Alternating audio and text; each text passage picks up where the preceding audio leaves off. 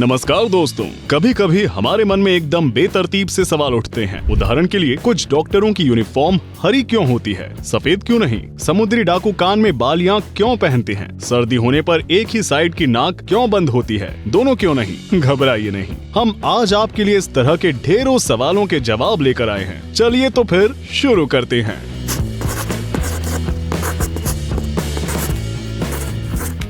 ये रहस्यमयी घटना पहली बार 1970 के दशक में घटी थी। उस समय अमेरिका के ओरेगोन सिटी के बीच पर एक 8 टन वजनी स्पर्म व्हेल बहकर आ गई और कुछ दिनों के बाद इसमें विस्फोट हो गया। स्थानीय लोगों को समझ ही नहीं आया कि ये क्या हो गया, लेकिन उन्हें जल्द ही पता चल गया कि स्थानीय अधिकारियों ने उस मृत व्हेल के अवशेषों को हटाने के लिए जानबूझकर विस्फोटकों के प्रयोग से उसे उड़ा दिया था।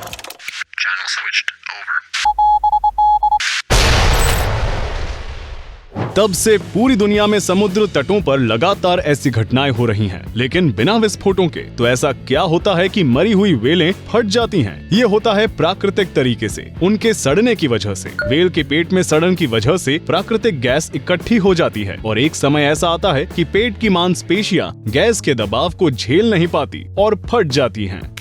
क्या आपने कभी गौर किया है कि शराब की सभी बोतलों की पेंडी पर एक अजीब सा गड्ढा होता है? इस गड्ढे का एक नाम भी है, पंट। ये गड्ढा पूरी तरह एक्सीडेंटल है। पुराने समय में ऐसी मशीनें ही नहीं थी जो कि एकदम सपाट तले की बोतल्स का निर्माण कर सके, लेकिन अब सपाट तले बनाने वाली मशीनों के आविष्कार के बाद भी इस पंट को परंपरा के सम्मान के रूप में जारी रखा गया है। लेकिन इसका एक उपयोग भी सामने आया है। बोतलों के इस आकार की वजह से उन्हें ट्रांसपोर्ट करने, गीली सतहों पर पकड़ने और रखने में आसानी होती है। इस पंट की वजह से शराब के वो अनचाहे अवयव भी तलचटे पर जमा हो जाते हैं, जिन्हें आप अपनी शराब में बिल्कुल भी देखना नहीं चाहेंगे।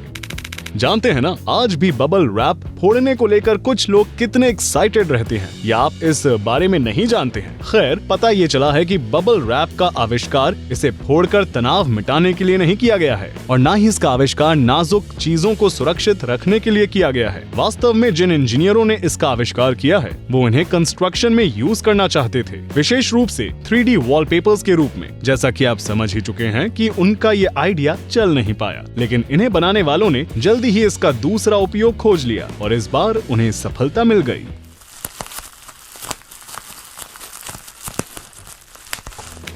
आइए एक आसान सा एक्सपेरिमेंट करें। एक माचिस लें और उसे एक कम रोशनी वाले कमरे में जलाएं और उसे दीवार के पास रखकर पकड़ें। स्पॉइलर, आप केवल अपने हाथ और तीली की छाया देखेंगे। लौ की कोई छाया नहीं बनेगी, कम से कम स्पष्ट तो नहीं बनेगी। कारण स्पष्ट है, छाया तभी दिखाई देती है जब प्रकाश के मार्ग में किसी प्रकार की कोई बाधा हो। इस मामले में लौ खुद प्रकाश का स्रोत है, ना कि बाधा, इसलिए इसकी छाया नहीं बनती है।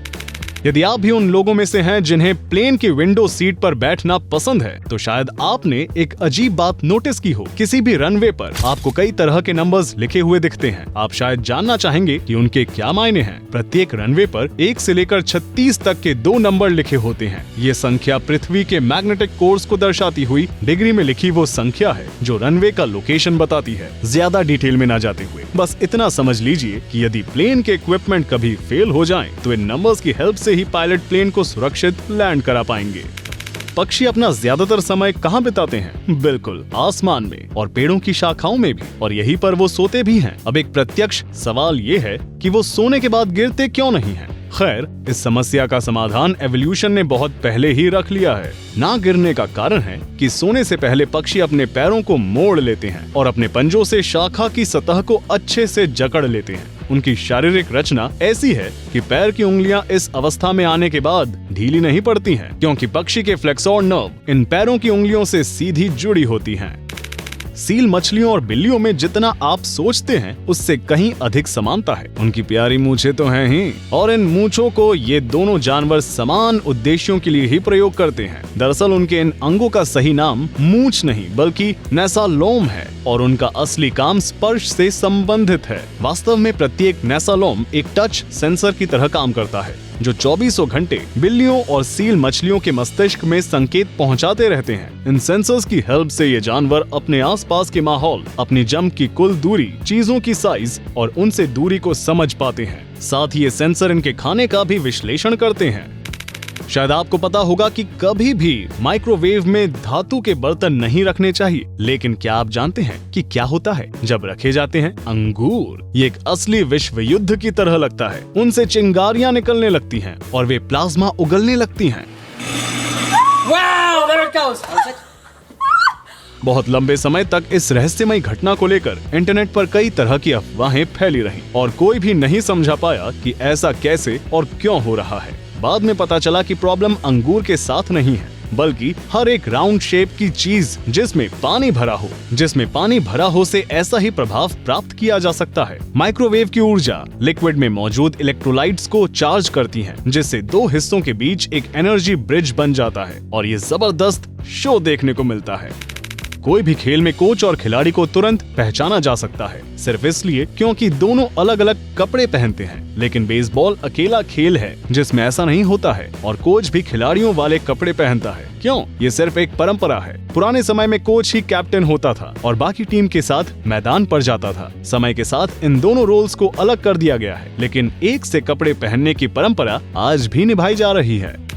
ये फोटो एक मीम बन सकती थी अगर ये इतनी दुख से भरी ना होती। पता ये चला है कि वॉलरस अक्सर चट्टानों से कूद जाते हैं और जिसकी वजह से उनकी जान चली जाती है। इन बेचारे जानवरों को लगता है कि वो तैरती हुई बर्फ के ऊपर हैं और इसके ऊपर से कूदने पर उनकी जान को कोई खतरा नहीं है। वे ऐसा क्यों करते हैं? इसके पीछे अलग अलग थ्योरीज हैं। कुछ जीव विज्ञानी मानते हैं कि क्लाइमेट चेंज होने की वजह से वॉलरस के पास बर्फ वाली पर्याप्त जगह नहीं बची है और इस वजह से वो ये अजीब व्यवहार करते हैं। कुछ दूसरे कहते हैं कि वॉलरस अपने शिकारियों से बचने के लिए चट्टानों में छुप जाते हैं और जब उन्हें पता चलता है कि उन्हें ढूंढ लिया गया है तो डर के मारे चट्टानों से कूद पड़ते हैं और मर जाते हैं। क्या आप जानते हैं कि ऑक्टोपस के 3 दिल होते हैं? साथ ही ये भी है कि उनका खून नीले रंग का होता है। इसका सीधा संबंध उनके रहने की जगह से है। फैक्ट ये है कि ऑक्टोपस बहुत गहराई में रहते हैं, जहाँ पर ठंड ज्यादा होती है और ऑक्सीजन बहुत कम होती है। यही कारण है कि उनके खून में मनुष्य की तरह हीमोग्लोबिन नहीं होता, बल्कि हीमोसाइनिन होता है। ये एक किस्म का प्रोटीन है जो ऑक्सीजन को बेहतर तरीके से शरीर में पंप करता है। साथ ही इसमें कॉपर कॉन्सेंट्रेशन अधिक होता है, जो आयरन के लाल रंग के उलट नीला रंग उत्पन्न करता है। ऐसा लगता है कि जैसे मेडिकल प्रोफेशनल्स के लिए सफेद सबसे प्रत्यक्ष रंग है, लेकिन किसी कारण से सभी डॉक्टर इस रंग को नहीं पहनते हैं। आप किसी भी सर्जन को इस रंग में नहीं देखेंगे। ऑपरेटिंग रूम में भी सभी लोग हरे या नीले रंग में होते हैं। इसके पीछे क्या कोई थ्योरी है? अच्छा चलिए कलर व्हील पर एक नजर डालते हैं। लाल रंग के सामने कौन सा रंग होता है? सही जवाब नीला और हरा। सर्जरी के दौरान कपड़ों के कलर की शेड की वजह से सर्जन की आंखों पर दबाव नहीं पड़ता है और इससे उन्हें बेहतर तरीके से देखने में मदद मिलती है। क्या आप जानते हैं कि स्पैम शब्द का प्रयोग अनचाही ईमेल्स के लिए क्यों किया जाता है? इस शब्द की उत्पत्ति लगभग 90 साल पहले हुई थी। शुरू में ये एक डिब्बा बंद मांस के कैन का ब्रांड नाम था। वैसे अमेरिका में ये आज भी मिलता है, लेकिन फिर भी इसका क्या कनेक्शन है? असल में ये बहुत आसान है। एक समय इस डिब्बा बंद मांस का बहुत ज्यादा प्रोडक्शन हो गया और एक्सपायरी डेट से पहले इसे बेचने की कंपनी को बहुत जरूरत थी, इसलिए हर जगह इसके विज्ञापन दिखाई देने लगे। मोंटी पाइथन कॉमेडी ग्रुप ने इस पर एक हास्य नाटिका बनाई और तब से ये शब्द घुसपैठिया मार्केटिंग का पर्याय बन गया। आपने देखा होगा कि ज्यादातर देशों में एम्बुलेंस के हुड पर एम्बुलेंस शब्द पीछे की ओर से लिखा होता है। जानते हैं क्यों? ताकि दूसरे ड्राइवर अपने रियर व्यू मिरर में देखने पर इसे आसानी से पढ़ सके और तुरंत इस आपातकालीन वाहन को निकलने का रास्ता दे। नाक बंद हो जाना बड़ा तकलीफदेह होता है। गनीमत यह है कि कभी भी दोनों नथुने बंद नहीं होते हैं। वैसे ऐसा क्यों होता है? ये सुनने में अविश्वसनीय लग सकता है, लेकिन दिन के समय में हमारे नथुने बारी बारी से काम करते हैं और एक समय में दोनों में से कोई एक ही काम कर रहा होता है। इस अनोखी प्रक्रिया को नासिका चक्र कहते हैं। ये तो आपने सुना ही होगा कि सभी मच्छर खून नहीं पीते हैं, सिर्फ मादाएं ही पीती हैं। लेकिन जानते हैं क्यों? पता ये चला है कि उन्हें अपने अंडे सीने के लिए खून की जरूरत होती है, क्योंकि इसके बिना उनकी कोई संतान ही नहीं हो सकती है। जबकि नर मच्छरों को सिर्फ फूलों का पराग और पानी चाहिए होता है और वो मजे से रहते हुए प्रजनन कर सकते हैं। समुद्री डाकुओं में कान की बालियां दूसरी सबसे लोकप्रिय पहने जाने वाली चीज है। क्या आपने सोचा है कि आखिर उन्हें इसकी क्या जरूरत है? इसकी भी कई थ्योरीज हैं। सबसे स्पष्ट जो है वो है अपनी संपत्ति और हैसियत दिखाने के लिए। कुछ समुद्री डाकू मानते थे कि गहनों में हीलिंग पावर होती है और वो उन्हें एक ताबीज समझकर पहनते थे। ये बालियां एक अच्छा अंतिम संस्कार के लिए इन्वेस्टमेंट की तरह भी था। यदि किसी अजनबी को किसी समुद्री डाकू का शव मिल जाता है तो वो इस महंगी कान की बाली को रखने के बदले उस डाकू को पूरे सम्मान के साथ अंतिम संस्कार करता है। अमेज़न नदी विस्तार के हिसाब से दुनिया की सबसे बड़ी नदी है, लेकिन साथ ही बिना किसी पुल वाली कुछ नदियों में से एक है। एक भी पुल नहीं। इस 6500 किलोमीटर लंबी नदी में एक भी पुल या क्रॉसिंग नहीं है। आपको केवल एक पुल मिलेगा, लेकिन वो भी सहायक नदी के पार, मुख्य नदी में नहीं। क्या कारण हो सकता है? क्योंकि इसमें बहुत जोखिम है। बस इतना, अमेज़न नदी के किनारे ज्वार से प्रभावित होते हैं और जल स्तर बहुत अस्थिर है। जरा सोच कर देखिए, सामान्य मौसम में ये नदी 4 से 5 किलोमीटर चौड़ी होती है, लेकिन बरसात में ये सामान्य से 4 से 5 गुना ज्यादा चौड़ी हो सकती है। इसके अलावा अमेज़न का इलाका बहुत कम आबादी वाला है, इसलिए इन पुलों की सच में कोई आवश्यकता भी नहीं है। मान लीजिए कि आपने भी इन चित्रों को देखकर असहज अनुभव किया है। ये वैसे सामान्य बात है। हम तो रेकमेंड करेंगे कि आप इन सी स्क्वर्ड से दूर ही रहें। वे बड़े खौफनाक से जीव हैं। इन प्राणियों के बारे में एक अजीब फैक्ट है, वे अपना खुद का दिमाग खा लेते हैं। वास्तव में वो यही करते हैं तब जब वो पर्याप्त भोजन इकट्ठा कर लेते हैं और उन्हें एक अच्छी सी जगह मिल जाती है बाकी का जीवन बिताने के लिए। पता चला है कि इस व्यवहार को समझा जा सकता है सिंपल एनर्जी कंजर्वेशन रूल से। हमारे मस्तिष्क को बहुत ज्यादा ऊर्जा की आवश्यकता होती है। मनुष्यों में भी ये सच है। जब मनुष्य कहीं मानसिक परिश्रम करते हैं तो वो पूरी कैलोरीज का आधे से ज्यादा उपयोग अकेले कर लेते हैं। यदि आप कभी हांगकांग जाएंगे तो आप वहाँ एक अनोखी बात नोटिस करेंगे। कुछ ऊंची बिल्डिंग में एक बड़ा सा छेद। क्या ये अजीब सा डिजाइन है या फिर कोई इंजीनियरिंग सोल्यूशन? बताया ये गया है कि इनका कोई प्रैक्टिकल पर्पस नहीं है, बल्कि ये फेंग शुई से रिलेटेड है। लोकल लोग इन बिल्डिंग्स को ड्रैगन गेट्स बोलते हैं और विश्वास करते हैं कि इन गेट्स को ये पौराणिक जीव समुद्र और पहाड़ों के बीच आने जाने के लिए प्रयोग करते हैं।